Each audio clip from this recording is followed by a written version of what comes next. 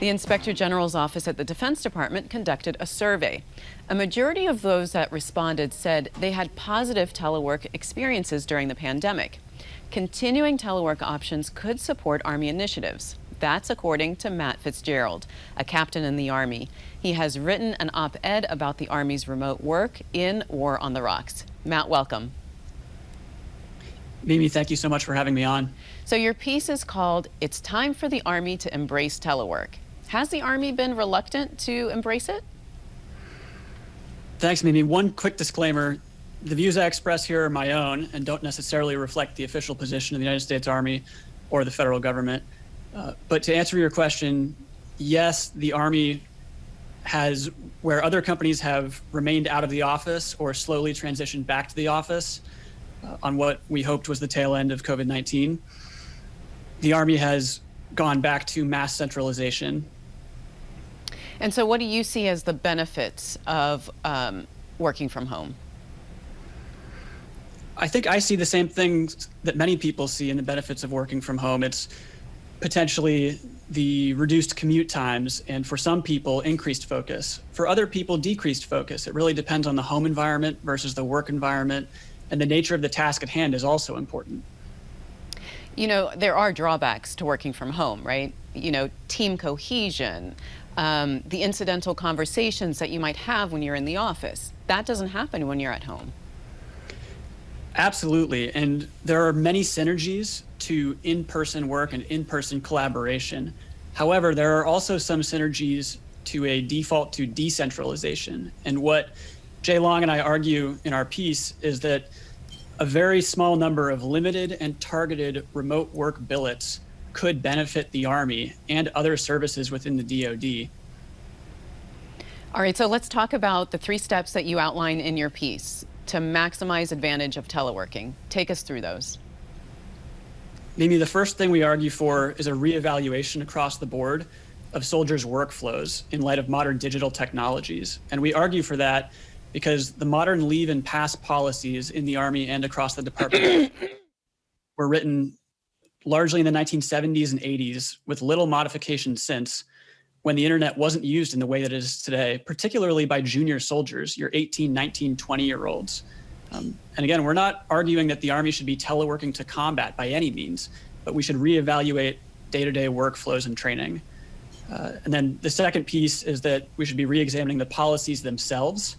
And then the third piece is that in terms of institutional and cultural norms, we should recognize remote work as a potential opportunity and not purely a threat. So why, I mean, we talked about they're reluctant to embrace telework. Why do you think they're so reluctant? Is this maybe an age thing where senior leadership is older and they just think, well, if you're working, then you have to be in the office. If you're at home, then you're not working? Mimi, we see a huge difference in the feedback from younger cohorts versus older cohorts in terms of desire to be in the office. And in the military, a lot of that probably has to do with seniority, where those who are maybe more in charge and have more flexibility when they're in the office see it as a more desirable environment and a more productive environment. But those who are more junior see it as a less productive environment on the basis of a lack of flexibility. There are many other things that go into that, but there certainly is a difference in age in terms of how telework is viewed and remote work. And another thing that we see is that not every service member wants to telework. Not every service member desires remote work. Oftentimes family situations or the job itself cannot be performed from home. And so there needs to be that flexibility to accommodate that. Right. What Jay and I argue for in the article, and what we both believe, is that there are some service members in some roles where short-term remote work opportunities would benefit both the service member and the service. Matt, tell us about your experience working from home, or your colleagues' experience. What has it been like from home or in person during the pandemic? In many ways, there were difficulties that we realized where, like you said, the office collaboration, the ability to go one door over and get a quick answer were diminished. However, the efficiency gained by not commuting and having a little bit more flexibility, particularly for my peers and friends who are doing knowledge-based work, not so much your line infantrymen, which is both Jay and my background, but your lawyers, your human resources professionals, even some of your medical providers who can do telehealth have the ability to increase the volume of work that they perform without actually, or output for the government, output for the Army, without actually working a much longer day. So being much more efficient than in their work. What about the Navy, the Air Force? What have their telework policies been? Mimi, I can't speak to the Navy's policy, but I know the Air Force has modified their policy slightly to be more accommodating. I know they still have some of the same cultural norms and defaults to centralization that the Army has.